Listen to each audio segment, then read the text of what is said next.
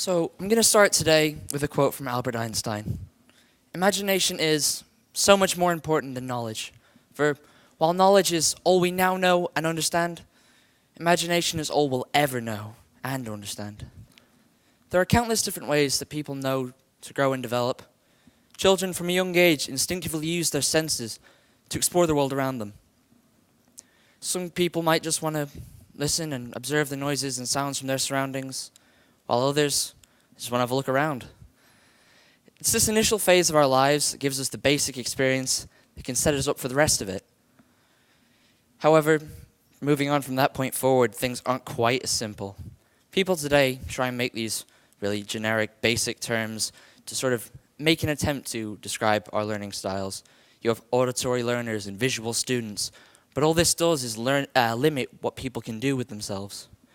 Not every child goes on to a prestigious math and science academy, and once again, not everyone will go on to learn language quite the way you want them to. This is where the arts step in.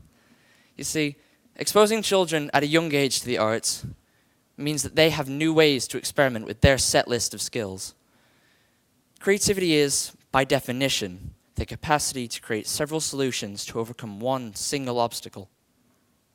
So, I guess really this should be the bit where I talk about myself.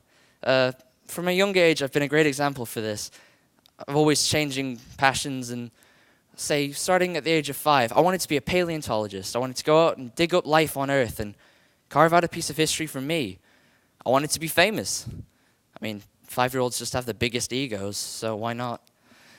Move forward a couple of years, and once again, my passions changed. I'm looking at language. I thought, oh yeah, this is a great one. I mean, I can teach people about the culture and the world they live in 7-year-old terms.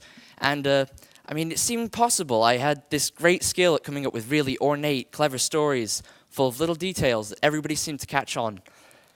Some people called that lying. Sorry about that, by the way, Mum. I really did dig up the back garden. It wasn't my little brother.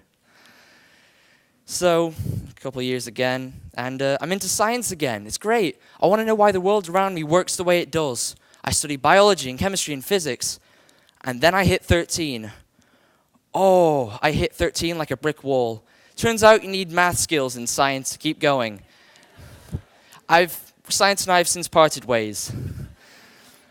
So, I suppose the one thing that stuck with me looking back on all of that is the arts. They're not some general group that you can put together to try and explain them.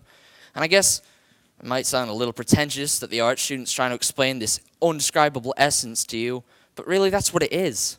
It's this one thing that everyone is affected by in one way or another. It's basic human instinct to seek expression and to explain what makes you you. The trick is finding your different way to do it. So, if I try and turn all of that gibberish and nonsense that I've just poured on you poor people into one sentence, I'd say, remember to make room for difference, because when you do, the rest of the world's difference makes room for you. Thank you.